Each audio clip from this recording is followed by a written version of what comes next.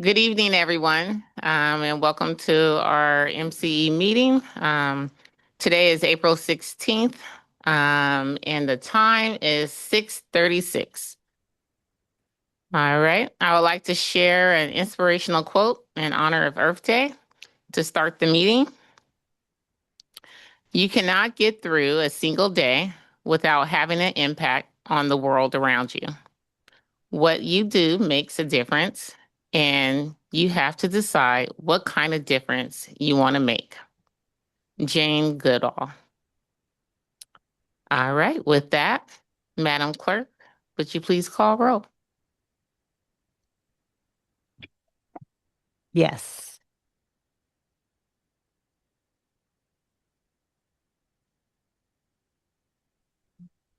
One moment.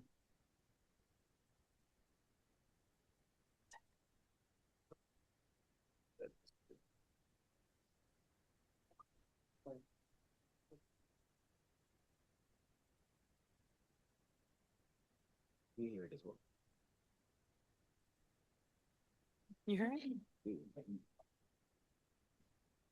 Belvedere. Present. Benicia. Concord. Concord is here. Thank you. Contra Costa County. Present. Corte Madera. Here. Danville.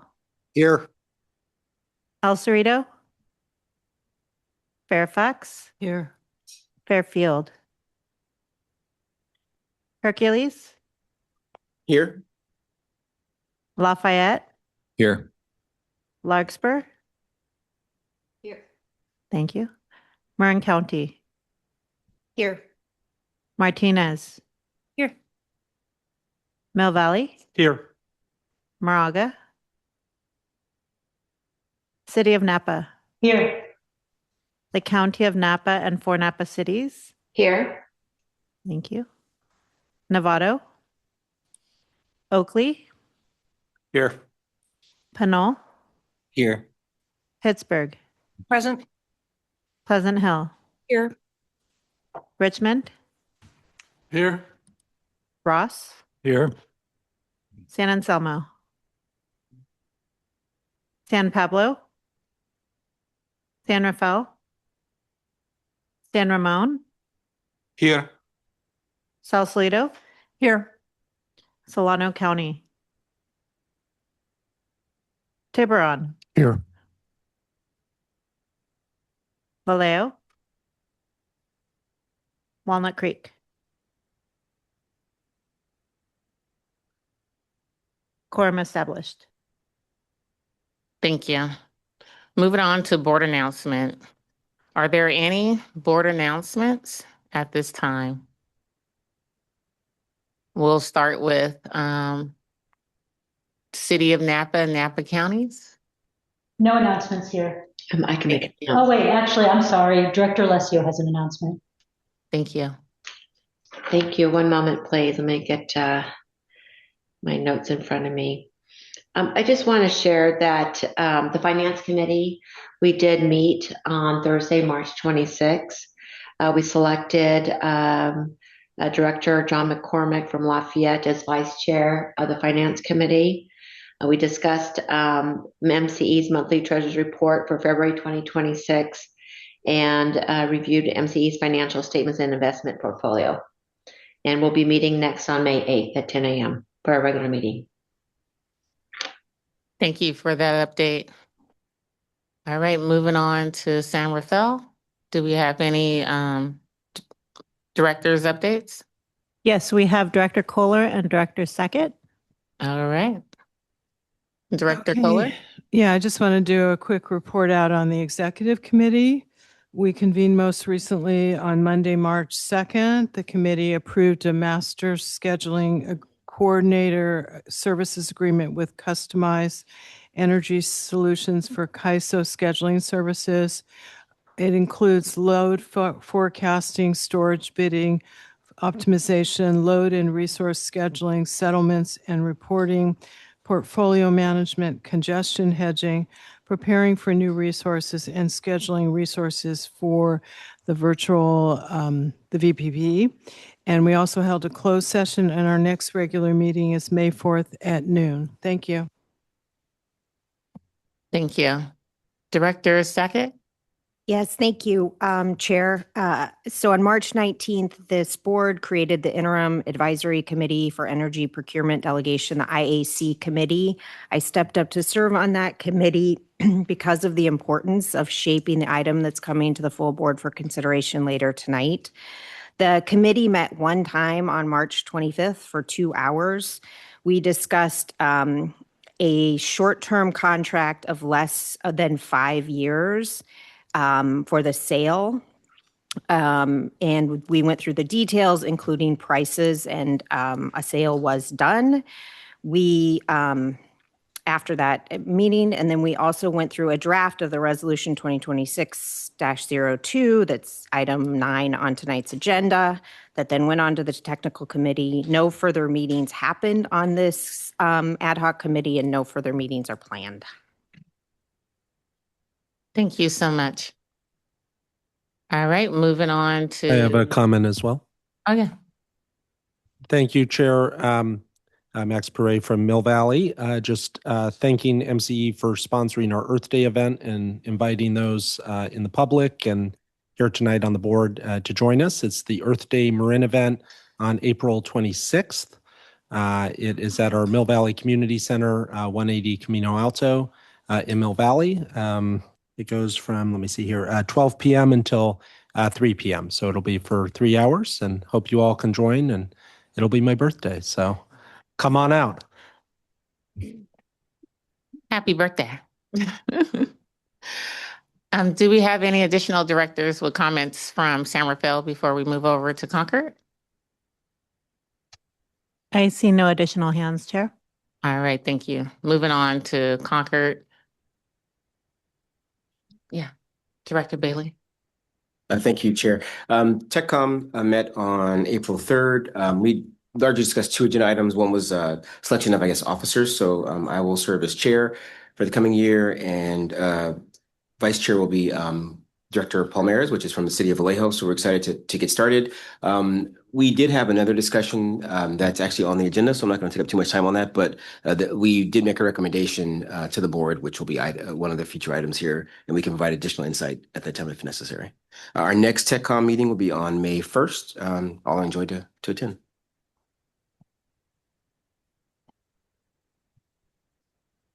Yes. Sorry, let me just open this.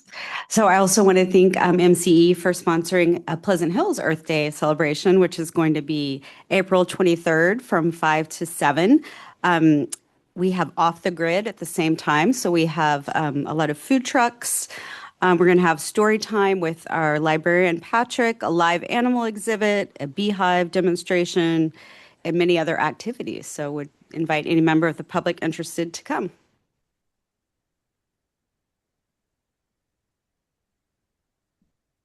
All right. We'll move on to, do we take comments from the public on any of this? Just to make sure I'm not. We'll move on to public open time. This item is an opportunity for members of the public to comment on anything that's not on the agenda. As a reminder, we invite you to fill out the comment card prior to speaking. If we have any members of the public here in any of our locations. And then I just want to make sure that I'm encouraging everyone to just treat everyone with respect. And, we all welcome different viewpoints. But we just want to make sure that we're having a respectful meeting this evening.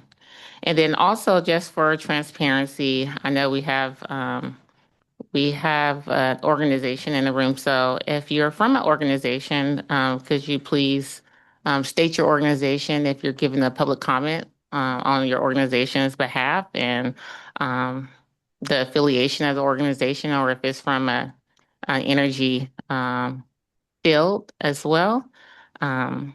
And now, do we have any members of the public from Concord who would like to speak at this time? All right, seeing no public comment.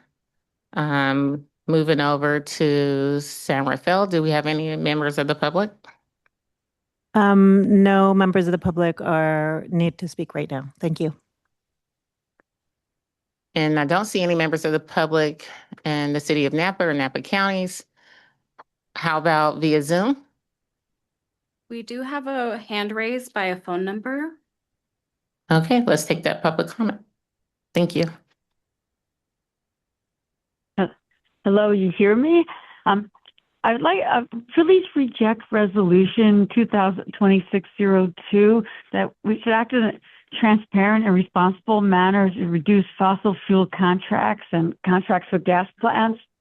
We'd also like to see MCE establish a culture which embraces input, questions, and concerns from the public, and develop reallocate the resources toward developing storage resources for clean energy, and present an honest baseline to customers. And also, the air monitoring recently has been showing a higher percentage of methane leaks, and the satellite data will be analyzed soon. That natural gas is not a good source of energy because there's too much leakage, there's too much pollution, it contributes too much to climate change. I thank you very much. I'm a volunteer with Friends Against Fracking and sometimes with Sierra Club. My name is Laura Rosenberger Hyder. All right, thank you. Thank you. Do we have any additional public comment at this time? Yes, we have another raised hand by Julia Dow, followed by another phone number. Okay. Julia.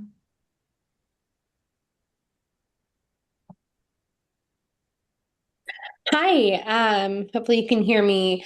Hello, MCE board. Thank you for the opportunity to comment. My name is Julia Dowell, and I am speaking today on behalf of Sierra Club. Generally, I just want to encourage the MCE board and staff to do everything in its power to be transparent and include public engagement in all of its actions. I also want to formally ask MCE and the board to move item 9 up on the agenda before closed session in order to create easier access for the public, since I know there's a lot of interest in commenting on this item and there is the potential for this item to be heard much later in this evening. I also wanted to make a general comment about the need for clean procurement generally. Sierra Club believes that clean procurement of all resources, including resource adequacy and other contracts, are critical to meeting the state's true clean energy goals, and transparency about this procurement is critical. Thank you for the opportunity to comment, and I look forward to also being able to comment later in the meeting today. Thank you. And then we have one more hand raised by the phone number starting 425.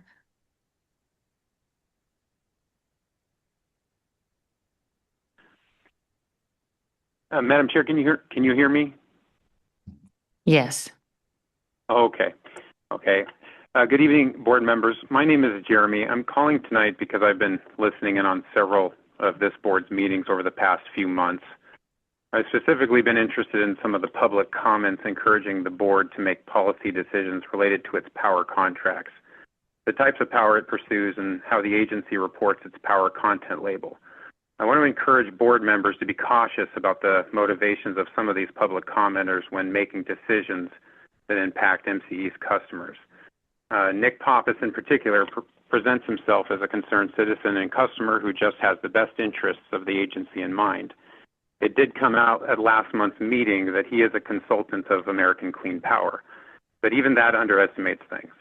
The reality is that the American Clean Power Association is a DC-based lobbying group that represents energy project developers across the country. Among the many policies that this group advocates for are stronger renewable energy deployment targets and mandates for utilities and other load-serving entities like MCE. Just last month, Mr. Pappas met with staff at the California Public Utility Commission on behalf of ACP to discuss power procurement mandates. In particular, and I'm quoting from the public notice, ACP California requested the meeting to discuss the integrated resource planning proceedings and to provide recommendations on design principles for the implementation of the Reliable and Clean Power Procurement Program. Now, reasonable people can agree on the effectiveness and fairness of renewable energy procurement mandates. And more renewable power is definitely a worthy goal.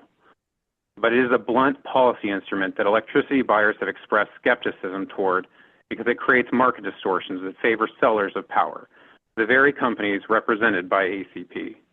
After all, if the developers of these projects know that utilities are required to buy power from them, they will have a leg up in price negotiations. And that ultimately increases the price of electricity and impacts MCE's customers. None of this is mentioned when Mr. Pappas gives public comment. Maybe he is not here on behalf of ACP and is really just a concerned citizen. And even if he is there on behalf of his client, that's his right. But keep in mind that the American Clean Power Association would certainly welcome these policy recommendations. And it would likely come at the expense of MCE customers like myself. Thank you. Thank you. We have one more hand raised by Nick Pappas. Okay. Let's move on with the next public comment. Thank you, Chair. This is Nick Pappas. I did not have any intention to speak, but that was one of the more interesting and bizarre moments I've experienced in a public meeting. I'm going to try not to be overly sardonic here, but I think the prior speaker is correct. As I've identified myself repeatedly, I work as a consultant in the energy industry. My clients include renewable energy trade associations across the West, environmental organizations. I don't even know where to begin with that last comment. It is correct that I'm an extremely motivated climate advocate. That's why I have taken a wide range of actions in my personal and professional life to focus on climate advocacy. I'm here today because, frankly, I was pretty disappointed in the response I got when I tried to engage as a citizen for my town's Climate Action Commission and was repeatedly misled on MCE's power supply, as was the board with 100% fossil-free claims. To be honest, it would be nice if I was getting paid for this. I'm here because I'm quite disappointed. This is impactful for my local community. I'm quite disheartened by the engagement that's taken place today. I'm a little bit weirded out by somebody being so motivated to call into question my motives on this.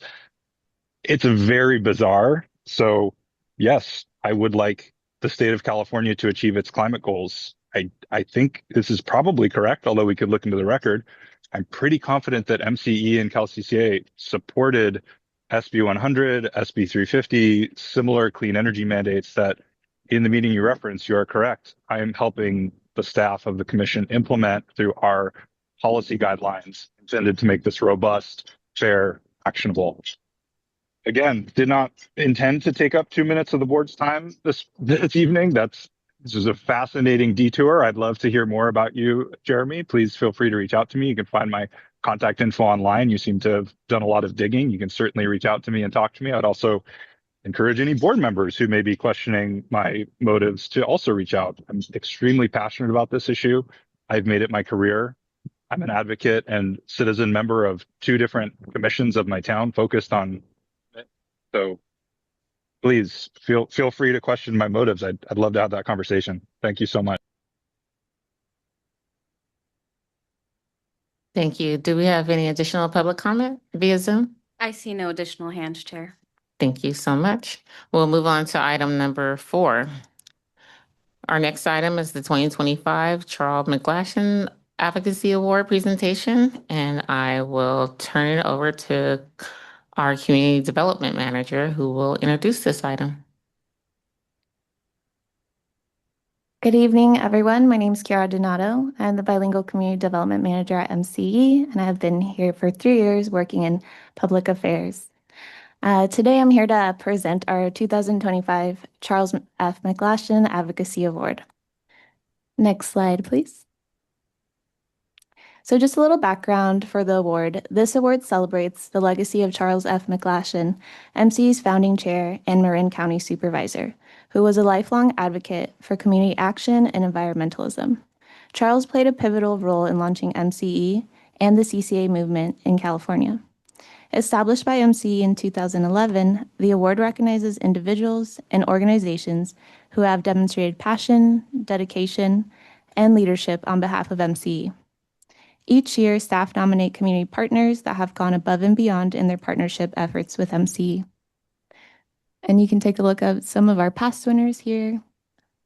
Next slide, please. At the Executive Board meeting on December 1st, 2025, the Board recommended the following 4 awardees to receive the 2025 Charles F. McGlashan Advocacy Award, each awardee representing one of our 4 counties. So what I'll do, I'll go ahead and go through the list of today's awardees, and then we'll invite them up to receive their certificate and open if they have any few words to say, followed by a photo op afterwards. So first, I'd like to award the Utility Reform Network, or TURN, who advocates for equitable access to clean energy in the community through legislation, community organization, and legal advocacy at the California Public Utilities Commission. In the past 2 years, they've partnered with MCE to help expand EV charging infrastructure at 5 churches in priority communities and engage over 300 residents through the Charging Faith initiative to gather input on how energy burden affects their community. Our next awardee is Maria Albuja Pavon of North Marin Community Services. North Marin Community Services is an organization who offers essential services to low-income residents in the Novato area. In her role as a community outreach and education assistant manager, Ms. Albuja Pavon has partnered with MC on various programs, such as organizing bilingual presentations, co-hosting the first annual Our Bright Future Electrification and Energy Efficiency Fair, and most recently partnering with the North Marin Community Services Volunteer Promotores Program, helping empower 21 Latin leaders engage with over 600 residents, providing inclusive, bilingual, clean energy education. Our next awardee is the Habitat for Humanity East Bay Silicon Valley, who built a 42-unit zero-net energy development in the city of Walnut Creek. The zero-net energy development produces more energy than it consumes, lowering utility costs while showcasing climate-smart design. It's a transit-oriented and thoughtfully designed to foster community connections. The Esperanza Place reflects MC's values for sustainability and accessibility. And finally, we have Richard Fleming of the Benicia Community and Sustainability Commission. Serving on the city's Community and Sustainability Commission, Mr. Fleming leads efforts to expand MC's engagement in Benicia and gathered support from the city for an MC Direct mailer campaign to help promote MC programs for a small business community, reaching more than 120 businesses and increasing energy efficiency and incentives. Now I'd like to invite the awardees to receive their certificate and say a few words. We'll go ahead and start with the folks in Concord, and then we'll open it up to our winner in San Rafael.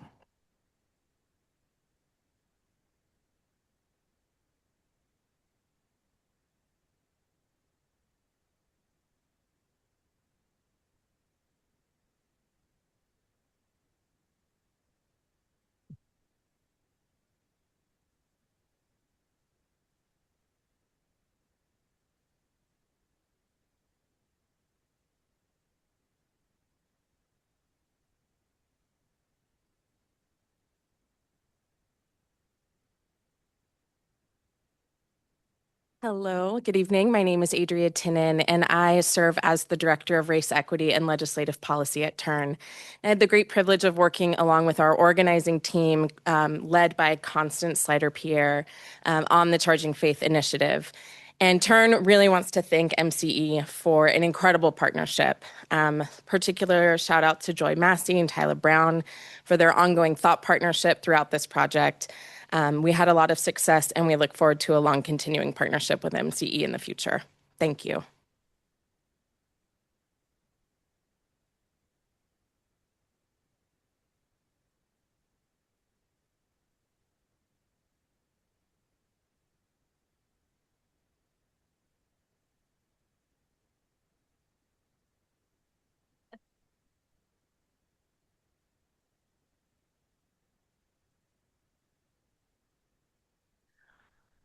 My name is Richard Fleming. I'm with the Community Sustainability Commission from the city of Benicia.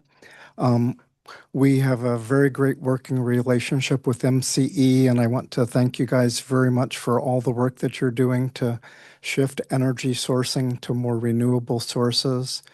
In particular, Mariela Herrick is a very great partner to us. She's been supportive of a lot of the work the commission has been doing. and has been key in business outreach in our community, trying to get businesses to shift to more renewable energy sources. And we're having very good success with that, with data that Mariela's been providing. So thank you very much for this award. It's on behalf of the commission, really. And we really want to encourage MCE to continue the great work that you're doing. And thank you very, very much.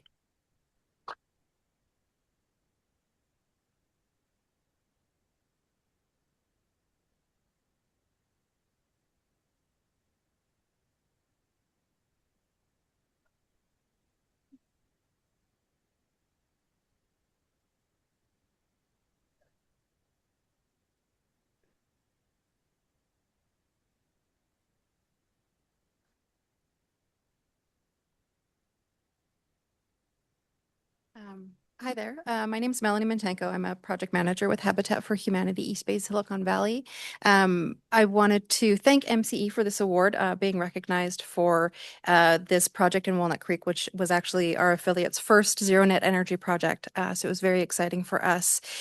We know that climate impacts can impact low-income communities more than others. So it's really important to us to provide these safe and healthy communities. So we really appreciate the recognition, and we look forward to MCE's partnership in the future.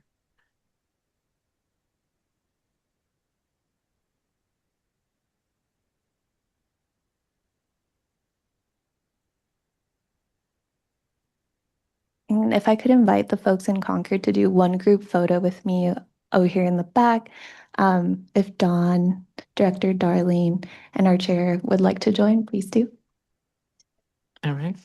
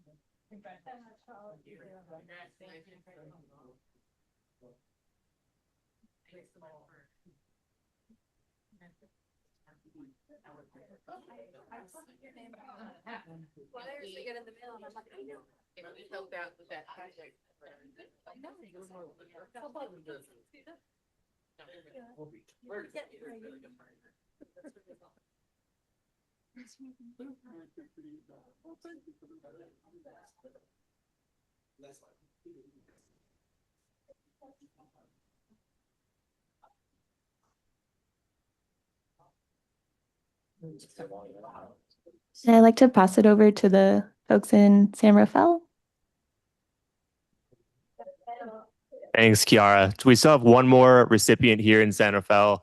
I'd like to invite Maria Abuapabon to the podium to give a few brief remarks and accept the award on behalf of North Marin Community Services.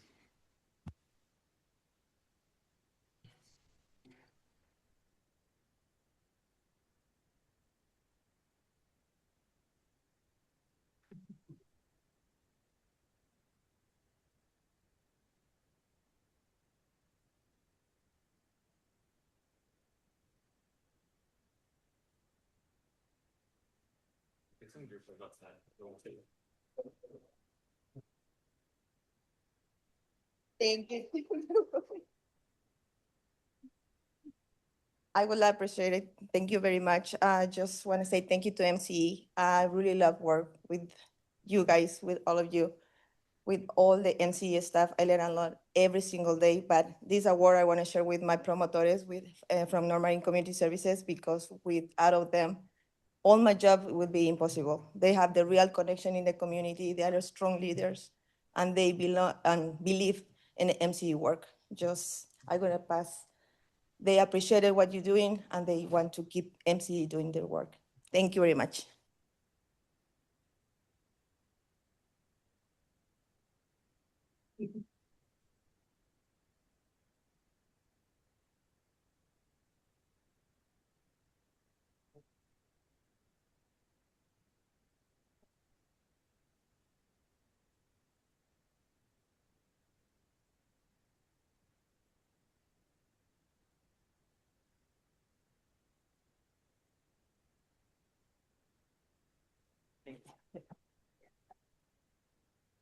Thank you. All right. I want to say congratulations to all of our honorees, and we truly appreciate all the work that you're doing in all of our communities. I also want to open it up to my colleagues to see if they have any comments they would like to make as well. So I know we started, I think the last time was in San Rafael, so we can start here in Concord. Any directors have any comments they would like to make? All right, seeing none, moving over to San Rafael. Madam Clerk, if you can help me, I can't see the lights on the screen if there is one. I see no raised hands, Chair. All right, thank you. Over to City of Napa and Napa counties. All right, so we will move on to our, oh, I'm sorry. Is there any public comment on this item before we move on? Seeing none here in Concord, None in San Rafael. none in San Rafael, none in Napa or Napa counties, any via Zoom? I see no hands raised on Zoom. All right, thank you. All right, so our next item is a closed session item. And this is an opportunity for members of the public to make a comment on our closed session item before we go in. Do we have any members of the public in Concord that would like to speak on this closed session item? Seeing none. Any members of the public that would like to speak on a closed session item in San Rafael? I see none, Chair. Thank you. All right, seeing none in the City of Napa, Napa counties, do we have any via Zoom? I see Nick Pappas followed by Jody Timms. All right, let's move forward with the public comment via Zoom, please. Thanks very much, Chair. This is Nick Pappas. I was not planning to make a public comment on this item, but I'm just reflecting on the exchange that we just had at the beginning, where there was a discussion of my professional role. And it just reminded me that last month there was an almost identical commentary from the CEO in response to my public comment. And so I know there's been a lot of discussion about sort of how MCE engages with folks who are asking questions or raising criticisms. Again, the most bizarre experience I've ever just had was a few minutes ago, probably second from the experience last month when a similar attack was made from the dais by the CEO. So I know you're going in to talk about performance. I just really hope the board takes these issues seriously and has a serious discussion about not just the substance of the job, but also the process and bedside manner and broader demeanor of the agency towards the public as California's oldest public community choice aggregator, a position that it prides itself on. Thanks very much. Thank you. The next public comment, please.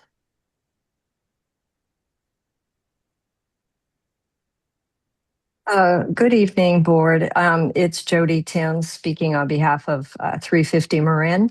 I wanted to ask if someone might mention approximately the amount of time that's imagined for this closed session. There was a request to move an agenda item up. There are a number of us who want to speak about that. And so I'm just curious if there's any sense of how much time the closed session might go on so that we can plan for our evenings. Okay, thank you so much. Thank you, Mrs. Timms. I will It's check. not Mrs. Tim. Miss Timms? Thank you for your public comment. I'll check on that for you right now. Hi, it's, Linda Lai, Senior Legal Counsel. Catalina's on vacation, so I'm your counsel for this evening. It's a little bit difficult to anticipate. It depends on the length of board deliberations. It could be half an hour for each one, but it really depends on the amount of board discussion and questions. Could be less, could be more. Thank you.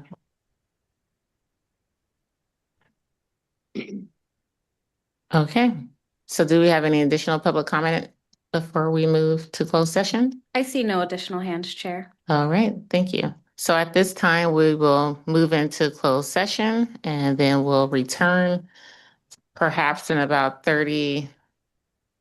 Well, there are two closed sessions. I was estimating, subject to length of deliberations and questions by the board, half an hour for each. Okay. So I just want to, if we're proceeding with the agenda as noticed, we'll be entering into closed session for two separate items. They are noticed on the agenda. The first one is conference with labor negotiator and public employee performance evaluation pursuant to Government Code sections 54957.6 and 54957. The second is conference with legal counsel, anticipated litigation, one matter. A point has been reached where there is significant exposure to litigation based on the filing of a Tort Claims Act by Pattern Energy Management Services, LLC. And the government code provisions are cited on the agenda. At this time, we'd asked everyone who is not a director to leave the room, and we will begin the first closed session. Thank you. Wonderful. So we are returning back from closed session and reconvening our meeting. The time is 8:41. Madam Clerk, can you please call roll? Yes. One moment.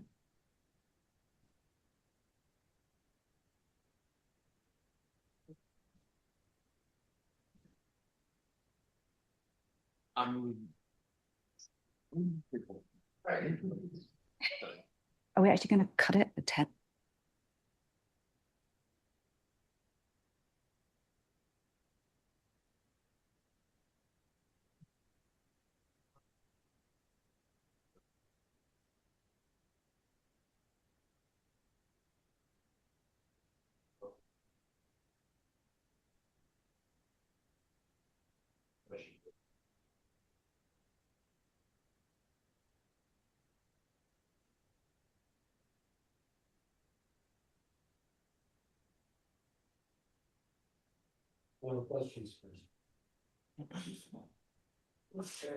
Belvedere, Yes. Sorry, present. Benicia, Concord, Present. Contra Costa County, Present. Corte Madera. Here, still. Thank you. Danville, Here. El Cerrito, Fairfax, Here. Fairfield, Hercules, Here. Lafayette, Here. Larkspur, Here. Marin County, Here. Martinez, Here. Mill Valley, Here. Moraga, Here. City of Napa, Here. the County of Napa and 4 Napa cities, Here. Novato, Oakley, Here. Pinole, Here. Pittsburgh, Present. Pleasant Hill, Here. Richmond, Here. Ross, Here. San Anselmo, Here. San Pablo, San Rafael, San Ramon, Here. Sausalito. Here. Solano County. Tiburon. Here. Vallejo. Present. Thank you. Walnut Creek. Here. Quorum established. Thank you. I'll turn this over to our senior legal counsel to report out from closed session. Thank you. Thank you, Chair. So on the first personnel matter, there is no reportable action. On the second matter, anticipated litigation, a motion was made by Director Nakamura, seconded by Kohler, and carried to grant legal counsel approval to defend MCE in any legal action related to a potential claim by Pattern Energy Management Services regarding the issues filed in its claim dated April 3rd, 2026. The motion carried with one abstention. Thank you. Thank you. Madam Chair, this is Barbara Kohler in San Rafael. I'm hoping that I could make a motion to move item 9 before the other items. We have several folks here that are interested in commenting, and there may be others online. They've been patiently waiting during the closed session. So if I can make that motion. I'll second the motion. This is Eli Beckman. All right. And are you requesting that go before the CEO report? Yes. Fuller? Yes, please. All right. So we'll move item 9 before the CEO report and the consent calendar. Thank you. Madam Clerk, can you please call roll?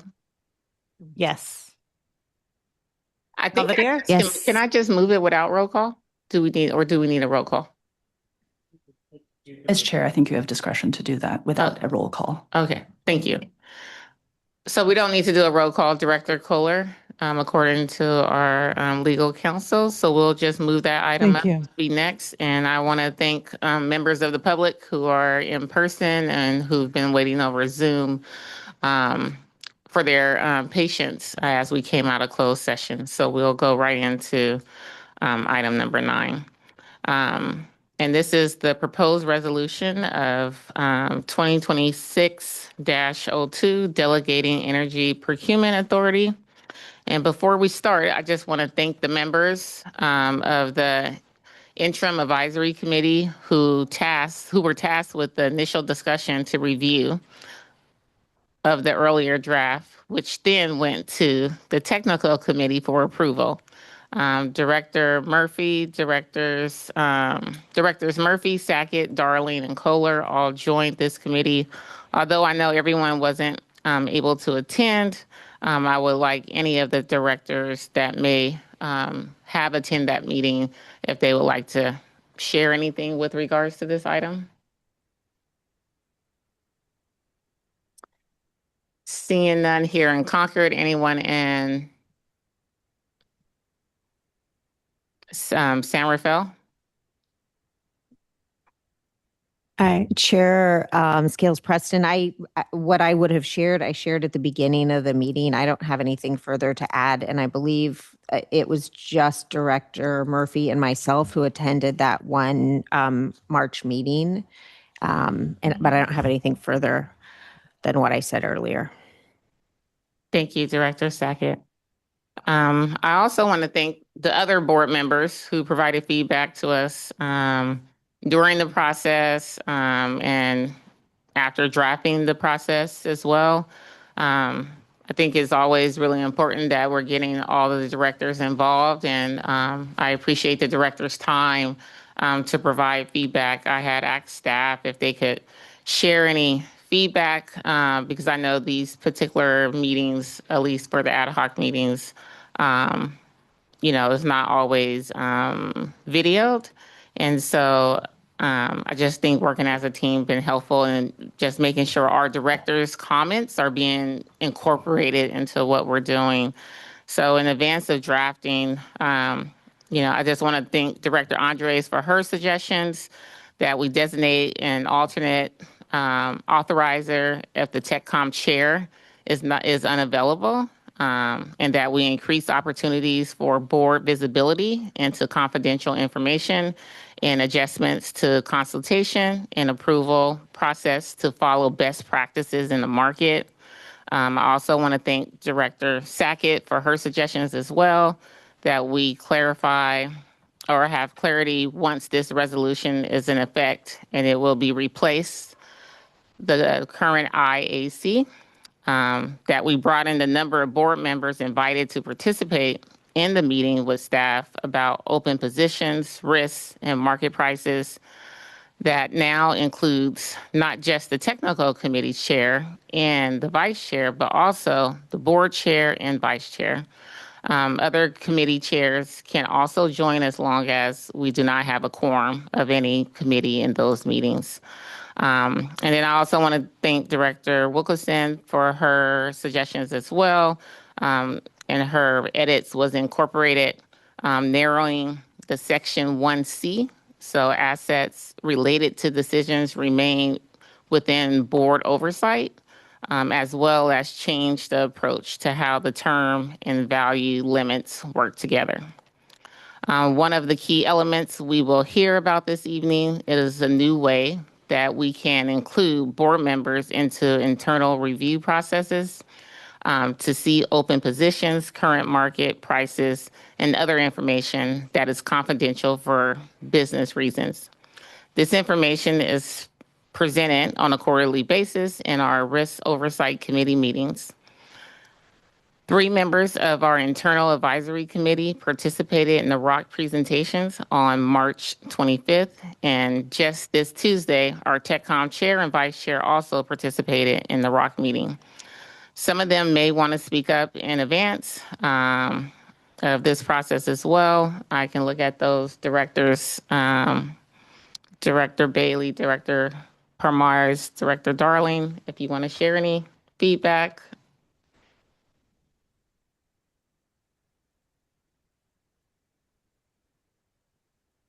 Through the chair, Dion Bailey Hercules, the current chair of the technical committee. We did get to attend the ROC meeting. It was important. I think the meeting went on for about an hour and 45 minutes, I think. So pretty detailed meeting. It was more just, I think for most of us, just getting familiarized with it. I use the example of being at a staff meeting for the first time at a new org. I'm sure in a few meetings we'll think this could be done via email, but initially the water hose being turned on, but we're getting some good information. Can always be shared. I understand more about why it can't be shared all the time, but just getting that information and starting to get familiar with the terms, I think is important for those of us that were there. So I was grateful for staff for putting it on. Staff has offered to meet to provide additional clarity outside of that meeting, and I'm grateful for that. We looking forward to the next 3. There'll be a series over the course of the next cycle. That's all I have. Thank you, Director Darling. This is Director Darling from Walnut Creek. So I attended, and like Director Bailey, I appreciated the amount of detail. I appreciated that they were clearly going slower in covering the topics than they normally would. I do have a greater appreciation into why this material can't be discussed in public, because it would seriously disadvantage our power acquisition staff in their negotiations with the power producing entities. I took a bunch of notes. I had a bunch of questions and follow up, and I really appreciated staff was willing to set up a second call for me the next day to answer those questions. And I think it will be a good and useful process to help us better understand how the acquisition strategy is working. Director Parmars. Definitely a steep learning curve on my part. I didn't anticipate how many layers of or dimensions when you have to consider risk in this. So it's definitely an enlightening experience, and I'm looking forward to learning more and wrapping my head around it. Thanks. Thank you all, and thank you to all of the directors that I mentioned before. I appreciate each and every one of you taking a deeper dive into the issue. I will turn this over to our VP of Power Resources and let them go ahead and introduce the item. Thank you, Chair. Can everyone hear me? Great. Good evening, everyone. Good evening, directors, members of the public. Thank you for being here, and all the MC staff. My name is Vidhi Chawla. I am the VP of Power Resources, and I will be introducing this item. And once I introduce the item, I'll pass it on to my team. We have Andy Twilling with us today, who's going to be joining us online. And then we have CB Hall, who is going to be in the San Rafael office, who will be walking us through their presentation. But before we do that, I want to give you some context and background. So, as we have been talking for a few months now, Resolution 2024 has been a big topic of discussion. And that is the resolution that we have currently in place, which defines the delegation of procurement authority for MCE's energy contracts. And some of the discussions that we've had in the last few months have been centered around this particular consultation requirement that we have in the resolution for MCE's 1 to 5 year energy contracts. In order to clarify and provide consultation in the interim, the March board meeting created the interim advisory committee that we were just discussing. But since this is an interim approach, MCE's Power Resources team, in the meantime, has been conducting research on policies related to these type of delegations for various other CCAs, publicly owned utilities, and a lot of that detail is provided in your packet as an appendix that operate in similar markets that we do in California. And based on that research, we're bringing forward this new resolution. And I want to focus on 3 things that are very important in this resolution. The first one is maintaining MCE's competitiveness as a buyer. So I know this topic has been discussed already a little bit, but I think the reason why this proposal is based on industry standards is to ensure that when we're competing with other buyers like CCAs and POUs, our customers are not at a disadvantage when we're competing because we can't move quickly. Energy markets in California are very competitive and very dynamic in nature, and it does not favor buyers who can't act quickly. So having an efficient and quick process for deal execution is critical in maintaining competitiveness, meeting compliance, and negotiating favorable prices for our customers. So that's one of the most important thing that's the basis for this resolution. Second is increasing transparency. So we've heard from directors and public commenters that there's an interest in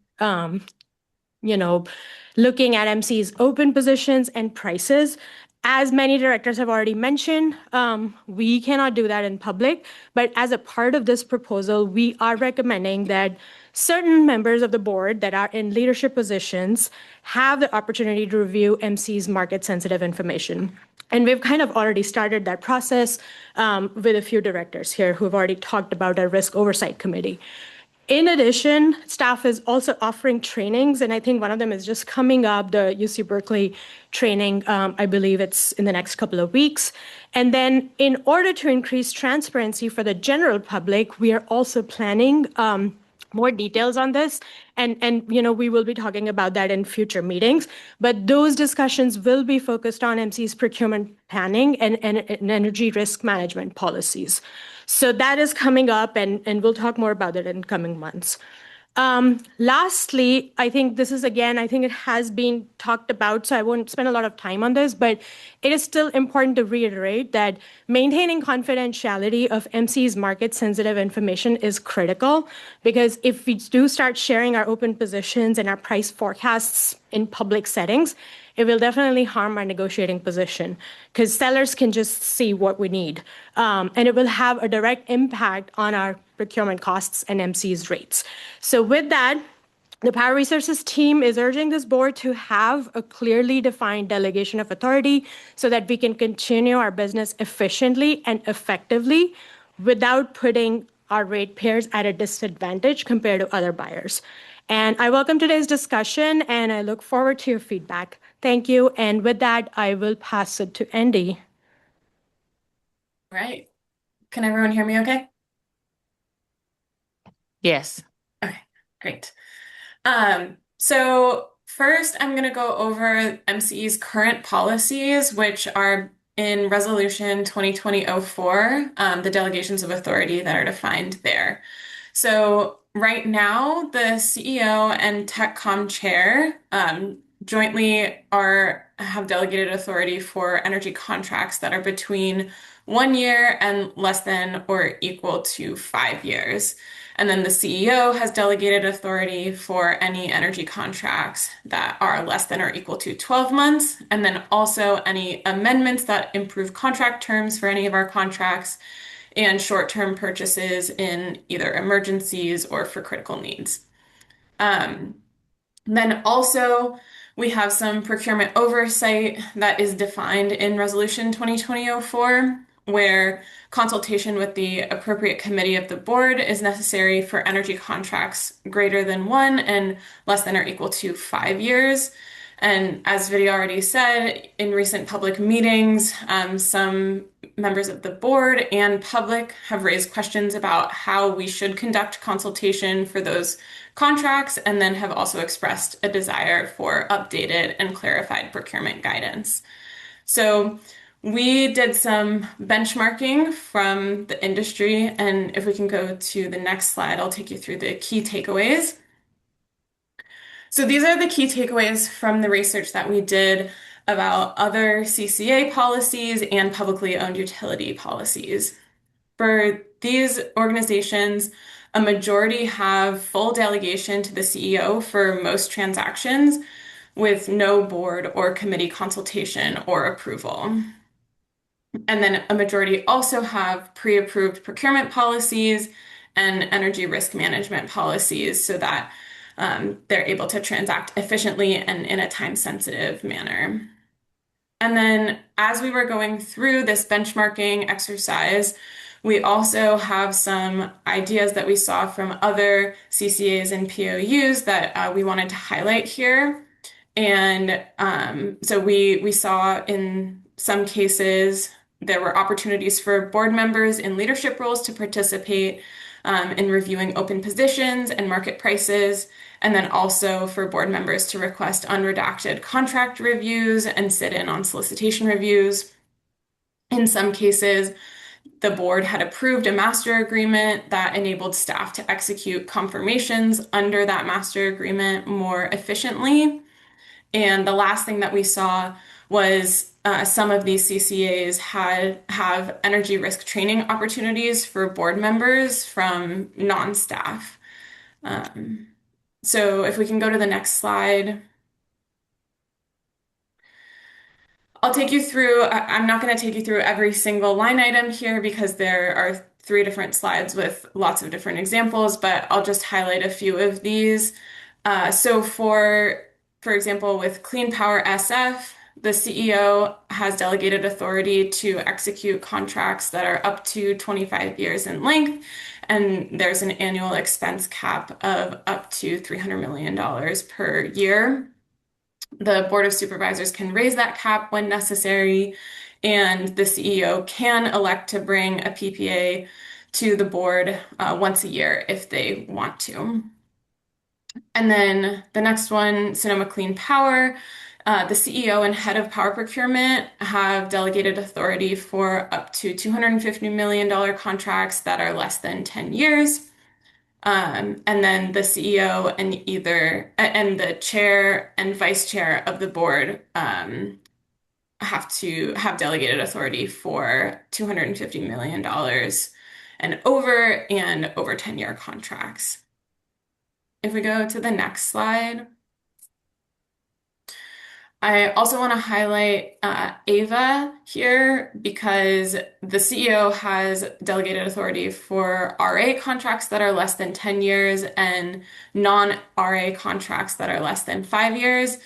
And then something that we saw from them and from a few other folks was the COO, VP of Power Resources, and even some organizations had power resources managers that had delegated authority that were lower limits than the CEO. So for example, AVA Power Resources managers have delegated authority for contracts that are less than 3 months. And if we go to the next slide. Here's a comparison to other publicly owned utilities. Publicly owned utilities are a little bit different than CCAs, but we felt like they have pretty similar stakeholders and transact in the energy markets as well. And so we wanted to do a benchmarking assessment of them as well. For SMUD, any long-term agreements that are less than 30 years and don't exceed 500,000 megawatt hours per year and have an expected discounted rate compared to what is market, the CEO has delegated authority to transact for that. And then also any regulatory required agreements for contracts of any term if it's below SMUD's avoided cost and consistent with that federal regulation. And then for Alameda and Palo Alto, they both use Northern California Power Agency to transact in these markets. And for example, for Palo Alto, NCPA is authorized to purchase and sell electricity and related products on behalf of the city, as long as it doesn't exceed the approved budget and terms can't exceed 5 years. And then for Alameda, one thing that I want to highlight is that with in 2024, they increased the RA approval limits for delegated authority so that it was up to $6 million. And those approvals were done in 2023, so that in 2024, the CEO and or the general manager was able to transact quickly in that market. So having gone through all of that, I will pass it along to CB to talk about how we use this to inform the proposed resolution. Perfect. Thank you, Andy. Good evening, everyone. Okay, on this slide, you can see we have a few of our procurement policy objectives listed, but what I'd like to do is just reiterate, I think, from my own perspective, the three key objectives. And some of this is overlapping with what Vidya already went through, but I'll be brief here. The first is efficient and competitive energy procurement. We do need, as staff, the ability to transact quickly when required, and with negotiating strength to meet our board-approved targets, regulatory requirements, and at the best prices for our customers. And of course, this requires a certain amount of delegated procurement authority. And you'll see that in the proposed resolution, which we're about to get to, we are proposing levels that align with the industry best practices that Andy just went through. The second key objective is close collaboration with our board and committees. And this is, of course, multidimensional. There's a lot of aspects to this, but just to name a few, we would love guidance from the board and committees on our vision, policies, targets, et cetera. And we want to collaborate, again, with specific committee leaders on the market-sensitive details of our portfolio needs and market outlook. And then finally, we do need tiered delegation of authority for contract approval. And then the third objective is public transparency. Again, as Vidi mentioned, this is critical. We're a public agency, and we want to provide transparency as much as we can. But we also can't disclose our open positions and forward price curves. It would degrade our negotiating leverage with suppliers and result in higher prices for our customers. But what we can discuss is our vision, our targets, the fundamentals of the products we procure, the future of the grid and how we can build towards that, and much more. So with that, if we can just go to the next slide, please. Okay, so these are the key elements of Resolution 2026-02, which we are proposing. And at the heart of this resolution, as has already been mentioned, is an outline for the delegation of procurement contracting authority. And so if you can imagine circles, concentric circles, with the biggest circle being the board of directors. The board of directors, with this proposed resolution, the board delegates all energy procurement contracting authority to the technical committee. And then within that, there's a smaller circle, which is for a subset of the contracts. And specifically for contracts that are up to 10 years in cumulative delivery term, or contracts up to 100 million in notional value, those would be, with this proposal, those would be approved jointly by the TechCom chair and the CEO. But importantly, what we're proposing here in this resolution is that in order for the TechCom chair to be able to do this, he or she would need to attend at least one meeting in the prior 12 months. As was already referred to before, this is our Risk Oversight Committee meeting, which is an internal staff meeting where we go through all of our open positions and forward prices and market outlook. And so that would qualify the TechCom chair to do such approvals. If TechCom chair is unavailable, then we have a clear succession here with the TechCom vice chair, board chair, board vice chair. And again, each of those three substitutes would also be required to attend one of these internal ROC meetings to qualify. The final thing that I want to point out here is that even though right now the proposal says one meeting within the last 12 months, we are also stating here that they are encouraged and expected to attend more frequently than that. Frankly, every time, I think, is the encouraged statement here. Okay, and then the final circle moving in, the smallest circle, if you will, would be for the CEO to approve contracts up to 5 years or contracts up to 65 million in notional value. And then if you look at this slide, you'll see the final bullet. Andy already mentioned this when she was talking about the current resolution 2020-04.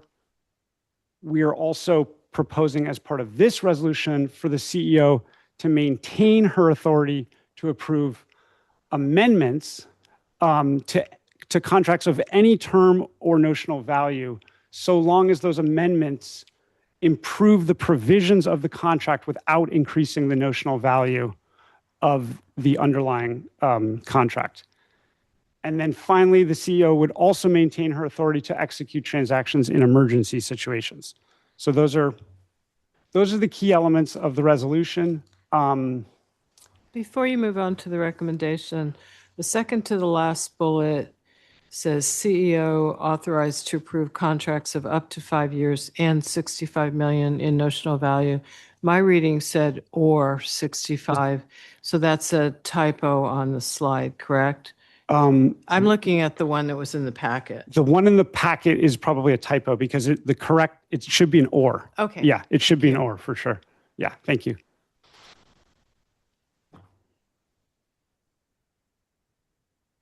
So yeah, for both just to be really clear, the top bullet there on this slide and the third bullet on this slide, they're both or statements. That's the way the current resolution is written. And but we can certainly talk about that. Yeah.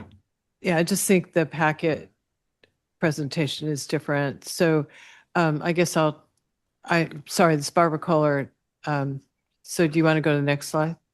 Oh, sure. And unless Dawn wants to jump in, because I know at some point I think she does, but if we can go to the last slide, that would be great. Thank you. Yeah, and this is fairly straightforward. We're recommending that the Board of Directors adopt Resolution 2026-02, Delegating Energy Procurement Authority.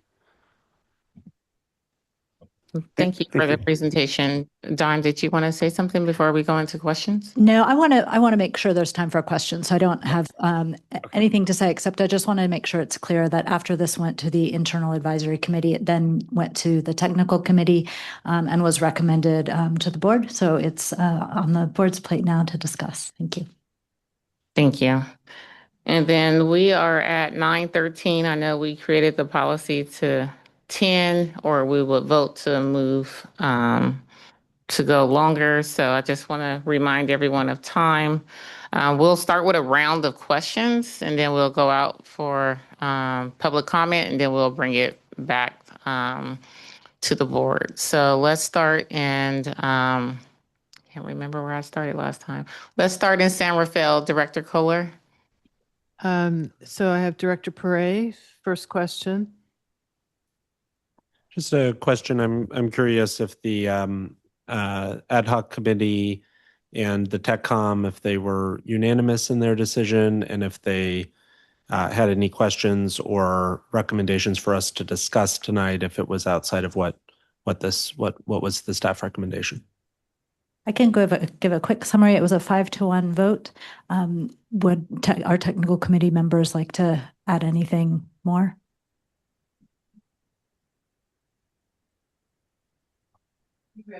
I can. Director Andre is here. Oh, Director Director Bailey. Bailey would like to provide an update. And if Dr. Andres wants to go first, it's fine. I don't want to take. Yeah.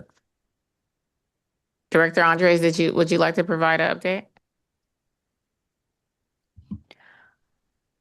Well, so the vote was 5-1 in technical committee, and I dissented. I think that along the lines of a lot of the public comments that have come in, I think that this resolution really expands the powers of the CEO and the TechCom chair, so that almost virtually all the contracts that we are signing can fit into these buckets that are being proposed. And so it really substantially decreases board oversight, and also doing away with committee review, technical committee review, ad hoc committee review, and board review seriously limits the public's ability to engage with and understand, what types of contracts are being signed.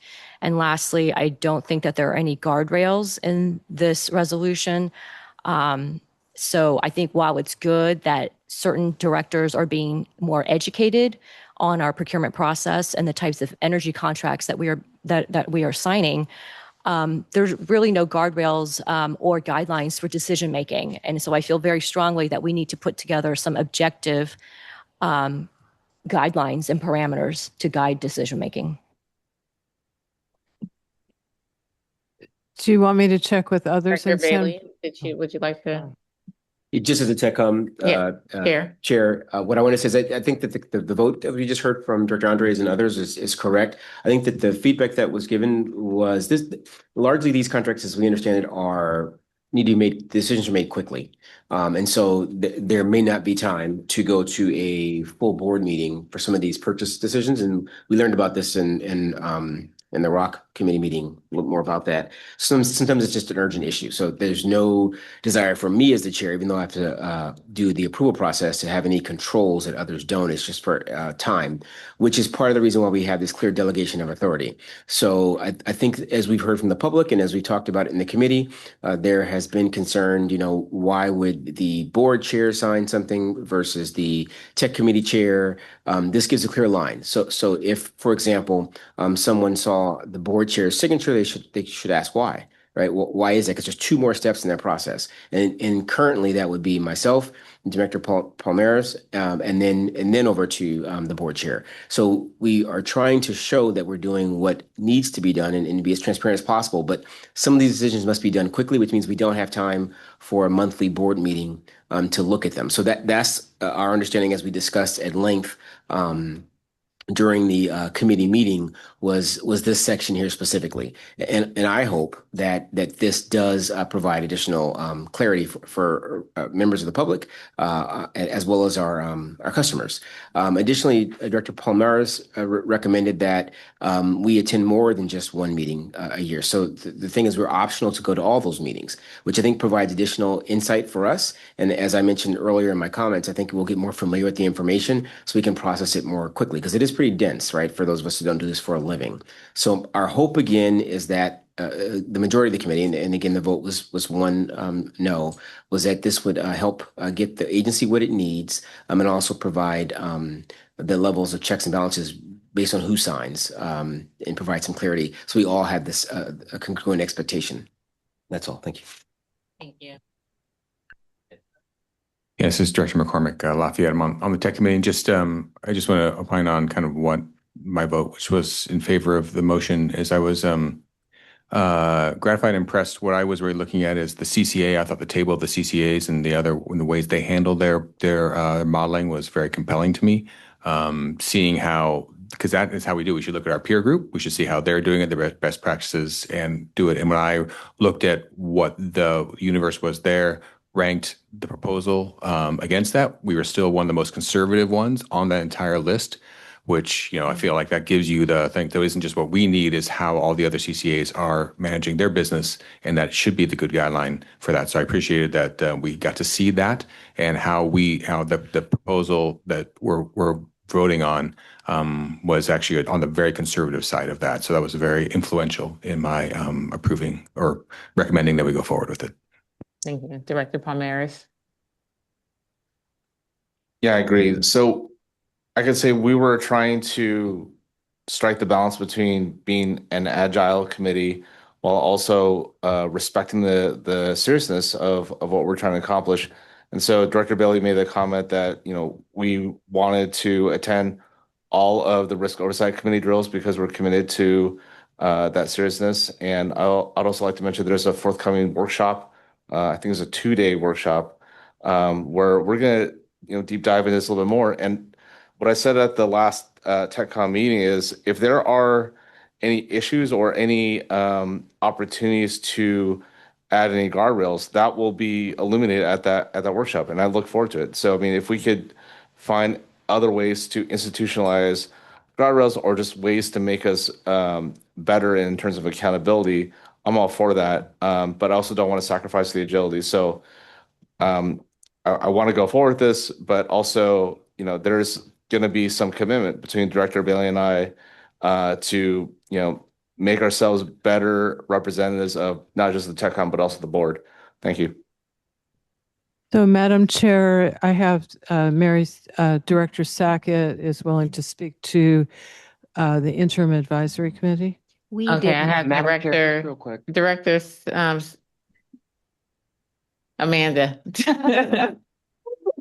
I am Amanda Sakach from Pleasant Hill. Yeah, I just wanted to echo, I'm also a member of the technical committee, and I just wanted to echo Director McCormick's comments that I thought compared to the other CCAs, it was a fairly conservative proposal.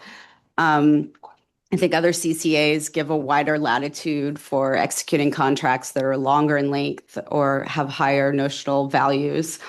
And I think, what they talked about, the need for confidentiality and the need to move quickly to meet resource adequacy requirements that the state has and maintain our market position. So I think it strikes a good balance there. And I also appreciate the fact that it lays out who can sign contracts, names the individuals. Let's see, what else did I want to say? Yeah, I mean, board continues to set policy, and I think it's important that we empower and not hamstring staff to make these short-term energy procurements in a timely manner, which, ultimately benefits our ratepayers. Thanks.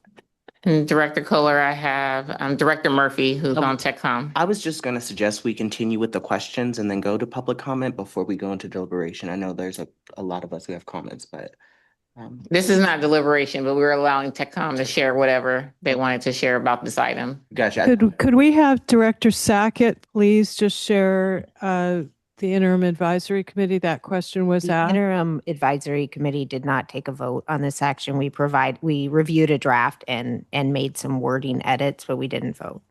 And just, Madam Chair, I want to echo what somebody said in Concord. I think we really need to move on to questions. It's getting quite late, and it seems like there's board members who have questions. I know we were starting in San Rafael, and Director Kircher had a question. Is that all right if we move forward? Yes, Director Kohler, we can move forward with questions in San Rafael. Okay, Director Kircher. Yes, Bill Kircher, Ross. My question is, I mean, the expansion here, the numbers here, doubling the term that the CEO and the chair of the technical committee can approve, and then as far as the CEO going from 12 months to 60 months. I mean, this is quite a big change. And my question is, what's the rationale for that? I mean, did we have a completely inadequate procedure up to the present? Were we hamstrung? Were we not able to proceed efficiently in the past? I'd like some further discussion or information as to what the justification is for these much higher limits. If someone on staff can provide an answer to that. Yeah, I can start and, CB and Don, feel free to join, or Andy. But it's primarily based on the research that we did of the other CCAs and POUs and what their delegated authorities are. And like I said, we're out in the market with these buyers. So if they can move really quickly on a 5-year contract, and if we can't, then that can hurt us. So I think that's kind of what it was based on our research and our benchmarking, so that we can be competitive with everyone else. Okay, I think we have, Director Beckman, please. Thank you. So last month, we set up an interim committee to work with the CEO and the TechCom chair to consult on procurement contracts for up to 5 years. And we set up an interim committee that would sunset, we said, when the governance assessment is completed. Now, unless I'm misunderstanding, at the next meeting, we're saying that actually the CEO and one board member can approve contracts up to 10 years and $100 million with no committee consultation, and that the interim committee is actually sunsetting now. My question is just, have we decided to reverse essentially what was agreed on at the previous meeting? The language of the resolution creating the interim advisory committee said it would sunset at the conclusion of the governance assessment committee, the board's modification of 2004, which is what this would be. So it had that built in. Thank you. Director Wilkinson? Thank you. CB, I'm a little confused about the either or and question. So are you saying that the CEO and one board member would be able to execute a 9-year and 11-month contract for $1 billion? That's correct. That's the way it reads today. Yes, that's the way the resolution reads today. And staff thinks that that's reasonable? Not with that example. So I agree. I think we should definitely talk about the and versus the or. I think it's a good point. Okay. And if I could, just to expedite, I want to maybe cut to the chase. I think that Director Wilkinson, you sent across some really great suggestions at the beginning of the week. And we discussed that particular suggestion internally, and we really like what you're recommending, and would recommend that the board incorporate that into the resolution. And I think what you're recommending is that we either change the and to an or, so that there are the constraints are tied to the time frame and the dollar amount. But an alternative that the board might want to consider is just removing the notional value altogether out of both the CEO authority and the CEO and TechCom chair authority, and just stick with the terms, just to keep it simple. I know sometimes resolutions can have so many words in it that they can be hard to interpret. So I think you flagged a really great issue there, and I think that would be easy to incorporate. But if we remove any notional, that again would mean that if we went up to 10 years, that you could still execute a $1 billion contract for 9 years and 11 months. That is an extreme example that you're bringing up. I understand. I'm trying to be extreme, but Dr. Wilkinson, I just want to explain that the reason why that term is being proposed is because of what we're seeing as best practices in the market. Okay.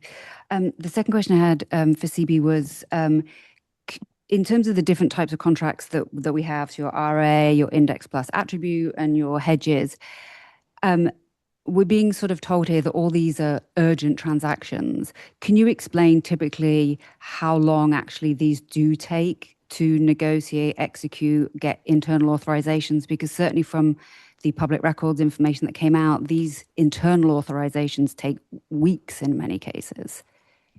It definitely, it's a great question, and thank you. It definitely depends on the product and also the season we're in. Like, for example, with RA, when you're approaching the October 31st year ahead deadline, in the 2 months leading up to that, for example, transactions are sometimes there's multiple transactions per day, because it's so everyone is trying to close out their positions because we don't get our final RA requirements for the year ahead filing until late in the game, and so then everyone's scrambling, frankly, to true up their positions. So it really moves quickly, and that's one of our concerns with the current structure we have as of right now, is we can't go to a committee when we need to do stuff, within a couple hours. Okay. Yeah. That makes sense to Yeah. me. And then the other question I had was, I'd made some suggestions in relation to the early language in terms of the guardrails that I think are important in relation to the budget, the integrated resource plan, and our risk management policies. And I wasn't quite sure from Chanel's comments whether you'd accepted those as being appropriate or not, because I wanted to discuss that piece as well. Oh, that's the first item that you flagged, right? Yeah. Okay. Yeah, that one, that's also a good one. Maybe I'll pass to Don for that one. Okay, thank you. If that's okay. Thank you. Yeah, we had some great internal discussion about that suggestion, and we think it's workable. I think the inclusion of the risk management policies and the other items that you suggested, and just so that the full board can see what is being suggested here, it would be in section D, that we would be adjusting language so that the authority is delegated only for transactions that are consistent with the board-approved integrated resource plan, the board-approved annual energy procurement budget, including contracts that are consistent with the current fiscal year's energy procurement budget but extend beyond the current year, and all board-approved risk management policies.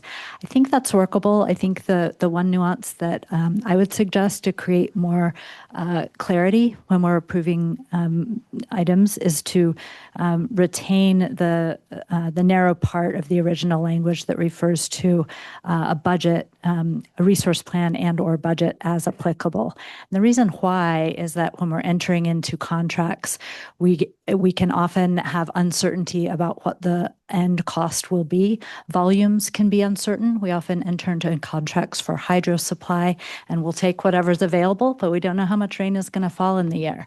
Also, prices can be uncertain. We saw in early 2025, our VAMO contract with PG&E had the price change due to a CPUC change in the market price referent that was being used.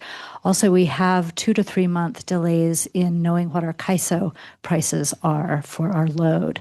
So when we're trying to keep track of what is in the procurement budget, and we have a 2 to 3 month lag with those uncertainties, it can be difficult to know where the budget is on a routine basis, like you would if you were dealing with a traditional budget category. And the last thing I'll flag is we often buy power on an annual calendar year basis, and we allow the seller to deliver it to us at any time in the year. So it could land in one fiscal year or another fiscal year, and that can have a big impact on the budget, obviously. Because of the complexity around this particular issue, we'd like to dedicate some time in our June budget procurement workshop, not budget workshop, but procurement workshop, to talk about this issue and work some additional language into our energy risk management policy, which we're just starting to update now. And we think that would be a better place for the specific budget language instead of putting it into this resolution where it could be misinterpreted.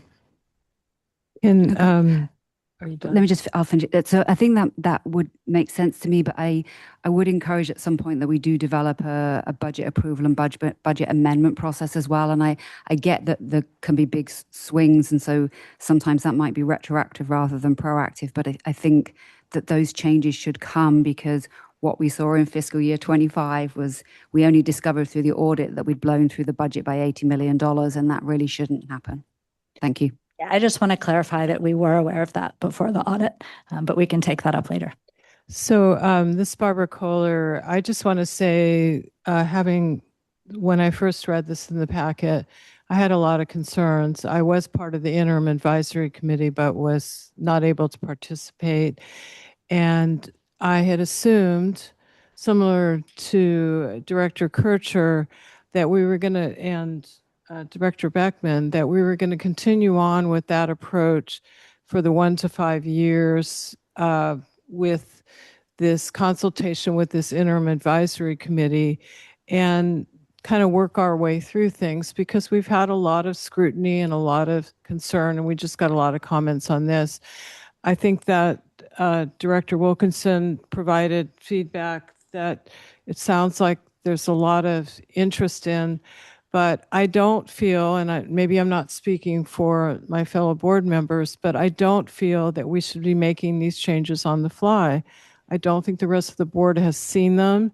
I think we could continue on with the 1 to 5 years with the consultation with the interim advisory committee.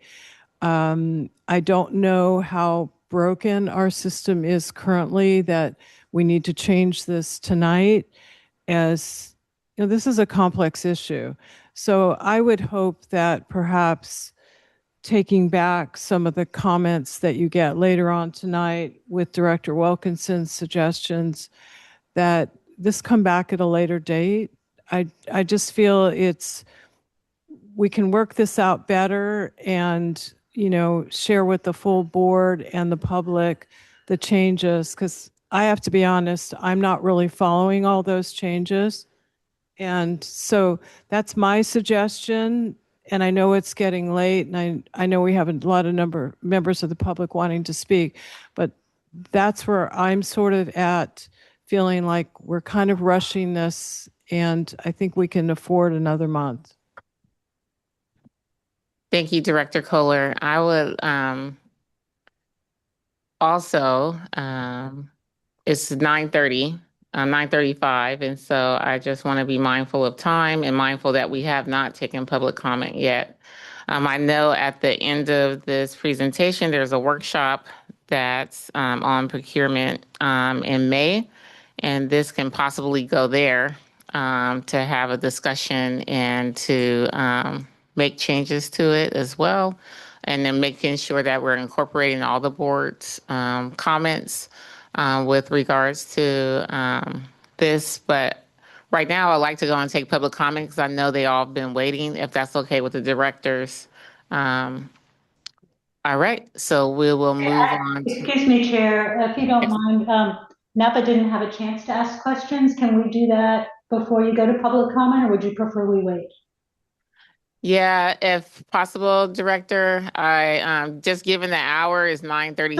Sure, go I was ahead. just thinking we go to public comment because we had closed session for a long time, so they were waiting to make public comment.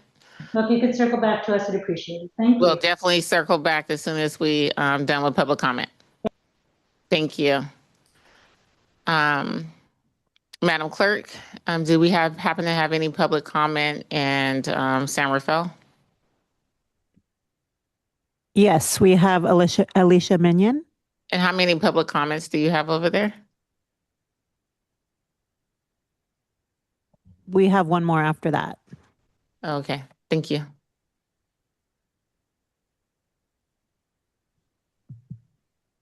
Great. Hi, Alicia Minion. And just a side note, under the Ralph and Brown Act, it's illegal to mandate a member of the public who wants to speak to disclose even their name, much less who they represent.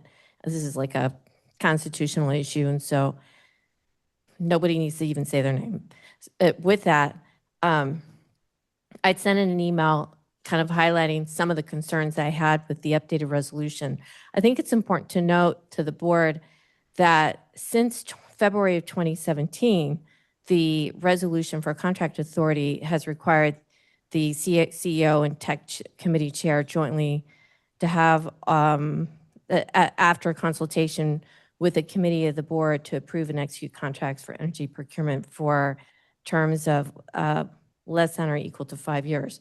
So this is, we're in 2026. We're almost 10 years later, and suddenly this seems to be an issue because the staff is saying you need to be efficient, they want to be expedient. So what I'm hearing is since 2017, this has somehow gotten in the way, but it can't be that material because why are you asking 9 years later? So this is, I mean, I'm sorry, but as a member of the public, the optics, it just looks suspicious.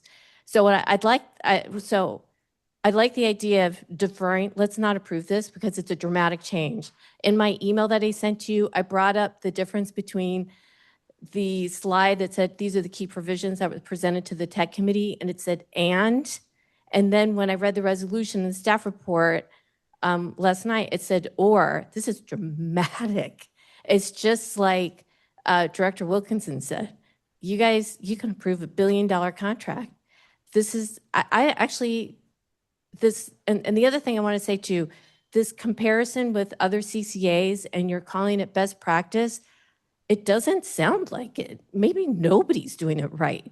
So let's just talk about MCE. And it's kind of like in the email too, I indicated that there was 2 former MCE employees that were on a module committee under Cal CCA, and they developed this sort of guide for best practices.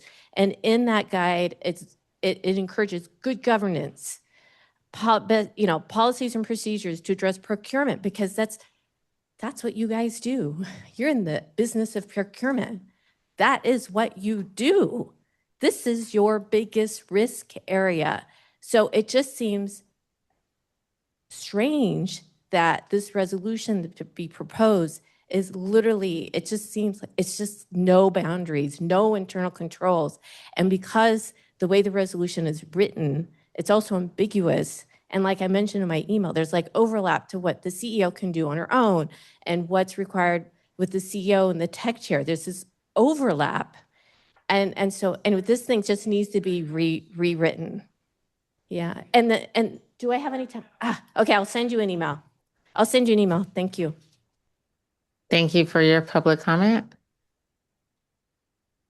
Madam Clerk. Thank you very much. And I want to thank Director Kohler for having this come up earlier in the evening.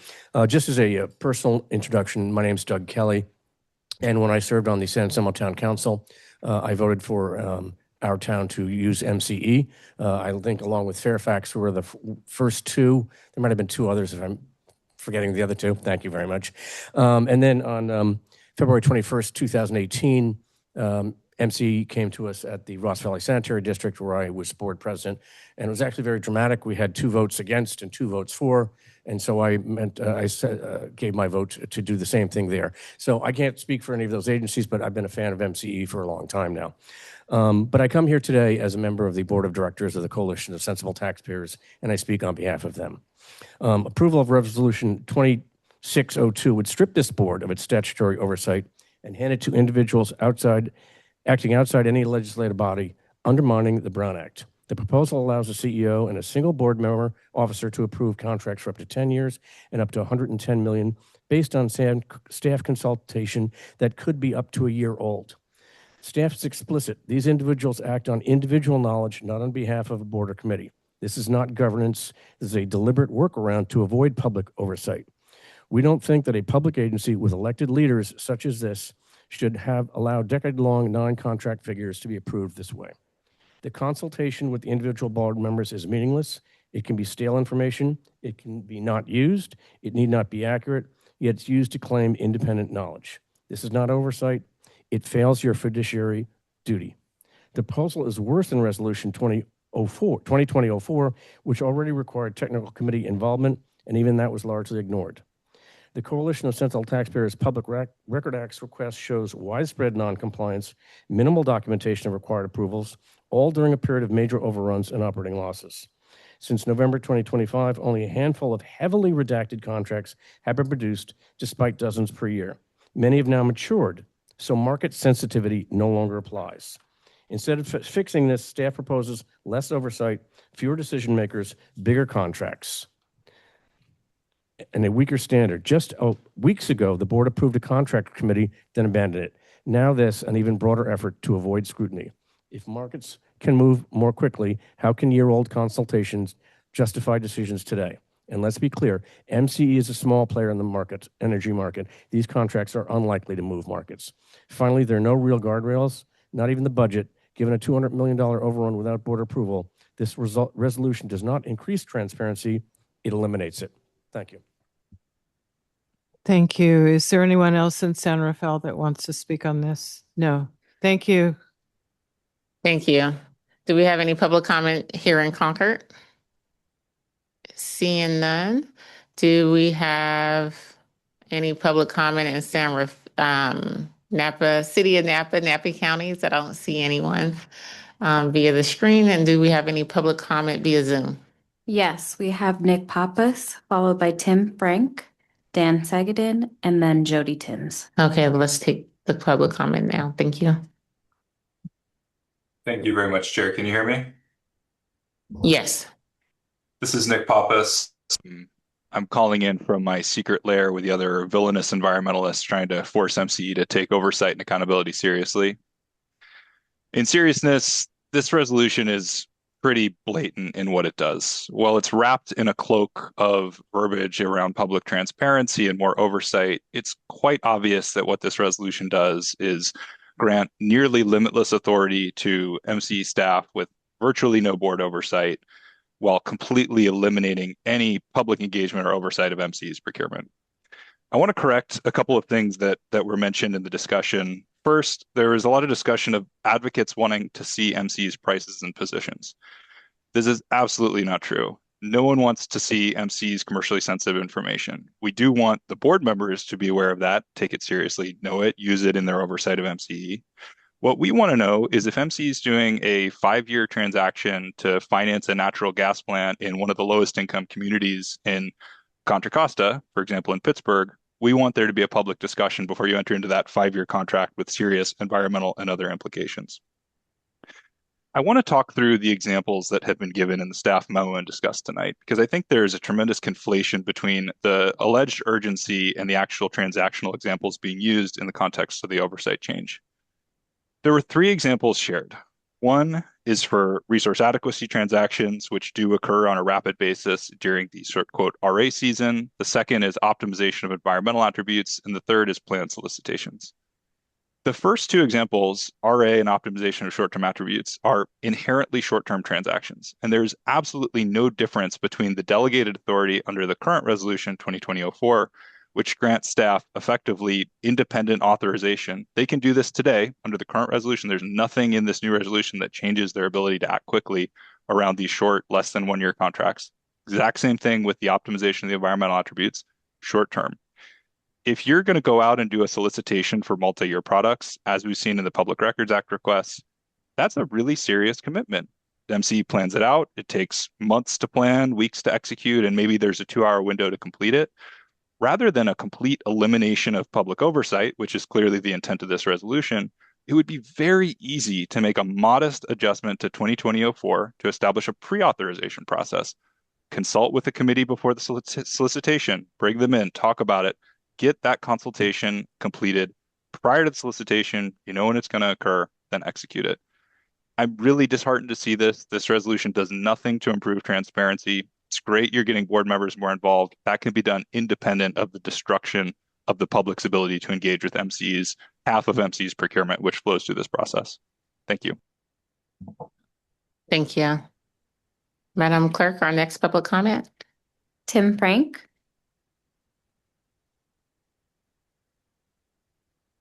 Yes, Tim Frank. I am representing the Napa Solano Working Families Coalition, which is a coalition of labor and community partners who are interested in sustainable economic development. And you know, we're big fans of CCAs generally, and think that there's lots of good that you guys have done, and frankly approve of some of the work that you've done in with the long-term contracts that were relevant to our area, projects in our area, and but we would like to see that there's be some amount of accountability for the short and medium term contracts that you're looking at as well. And I think that it's important to make sure that you've got the full flexibility to move as fast as you need to address resource adequacy. But with other contracts, there may be an opportunity to look and make sure that you're that the projects that you're looking at either have proper environmental performance, or make sure that you're not looking at a facility that is subject to a current labor dispute. I mean, those are things that we think would be good to have some due diligence in looking at, and would like to see an opportunity to consider that possibility over the course of the next month and think about bringing this back and for a discussion when we've had a chance to actually have a conversation with you and explore the potential for making sure that there are appropriate guidelines to address these issues. Yeah, thank you. Madam, thank you for your public comment. Madam Clerk, do we have any additional public comment via Zoom? Our next speaker, Dan Segedin.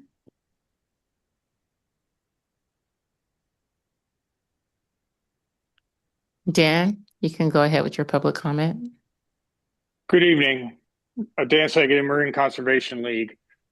Well, everyone's getting the feel these contracts are important. That's good. They compose 85% of energy spend, main source of energy pricing risk, and have minimal or no environmental benefit relative to the cost. This is why we want more transparency and more checks and balances. This resolution reduces transparency, concentrates power, and reduces board oversight. To be clear, we aren't asking MCE to expose market-sensitive information.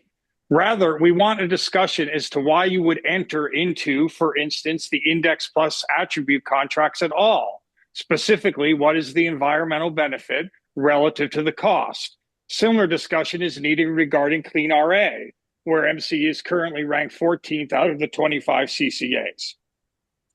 Also, we do not fully buy into the timing arguments. The edge cases of 2-hour response time do not justify this concentration of power and lack of transparency. Rather, rapid response implies putting up prospective guardrails. Give management the power to act quickly, but within guardrails known in advance. So we make the following suggestions. Add prospective guardrails monitored by a board committee.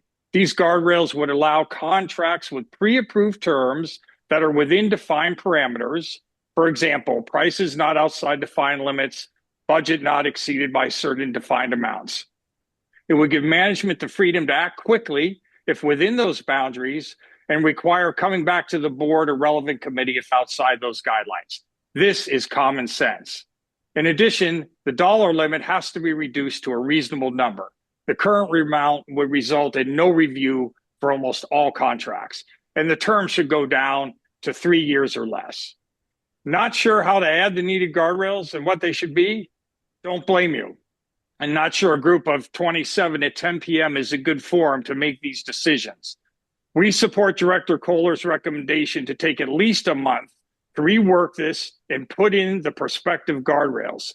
So we recommend a no vote and give this issue the consideration it deserves at future meetings.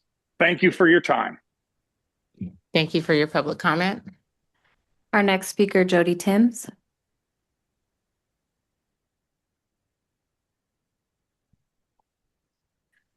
Good evening. Good evening, Jody Timms, 350 Marin.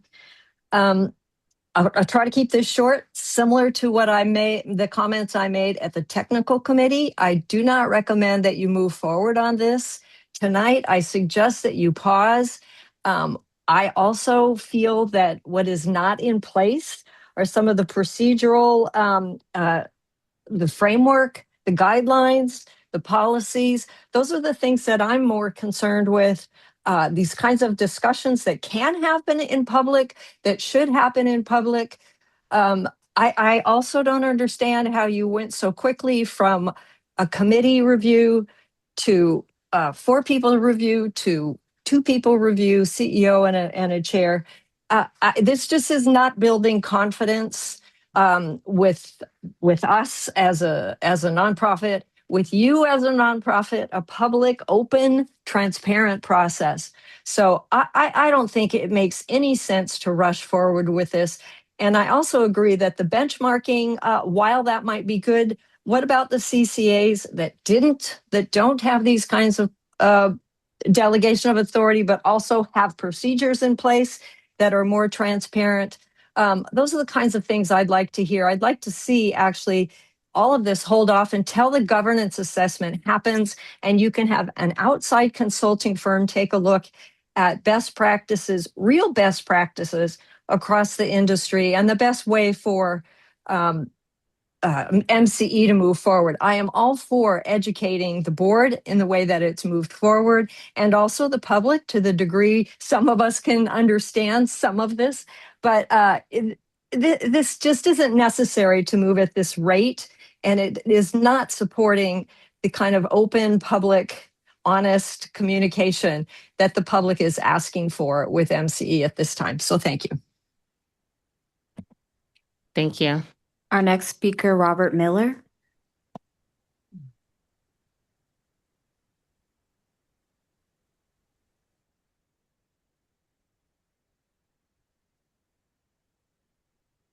Mr. Miller, you can speak now.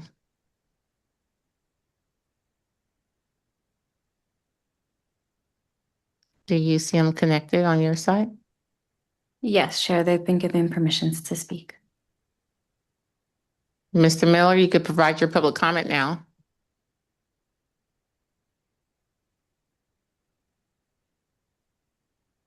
You want to shoot him a chat to see? All right. Do you have another public comment and we can come back? Yes, we have a hand raised by Chance Cutrano. Okay. Let's move on to Chance. Chance, you can provide your public comment now.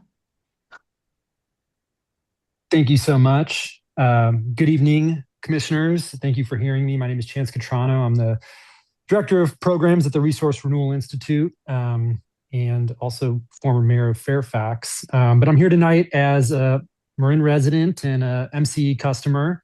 Love MCE.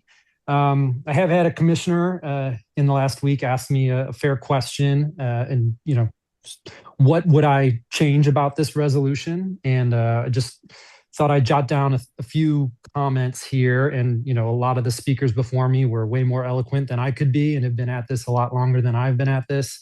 So, you know, +1 to many of those comments. But I have to say, you know, I think fundamentally the thresholds are too high.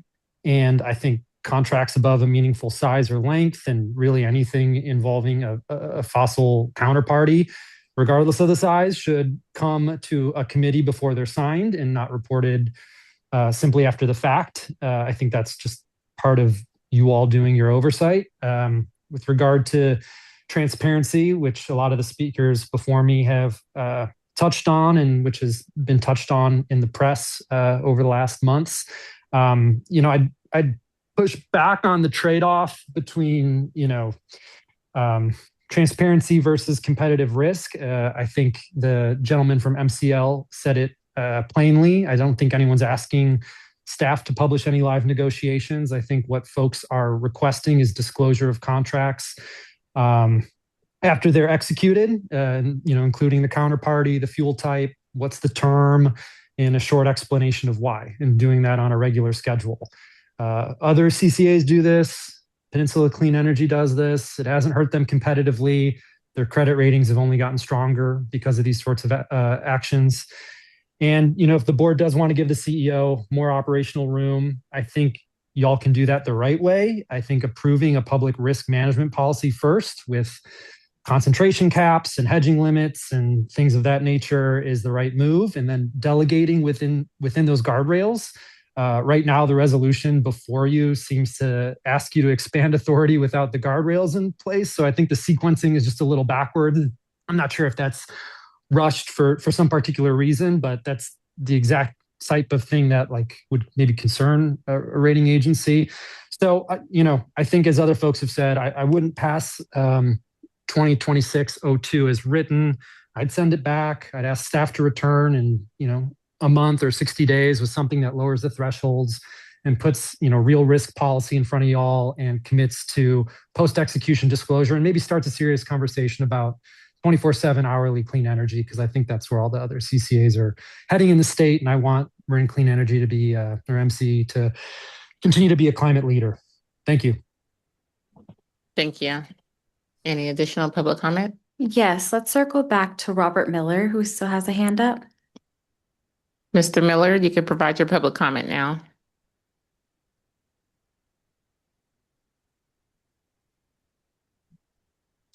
Mr. Miller? Okay. Perhaps he's not in front of his PC. Any additional public comments? That was the only raise hand, Chair. All right, thank you. So we'll bring it back to the board. What I would recommend is that we move this item over to have our procurement workshop and then move it to the next MCE meeting on May 21st. We're hitting the 10 o'clock hour. We have 2 minutes remaining before we hit 10 o'clock.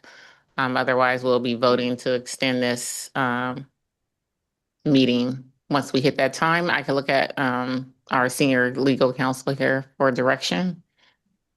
Yes, the board recently adopted a motion to end meetings at 10 p.m. unless there's an affirmative vote of the board to extend beyond 10.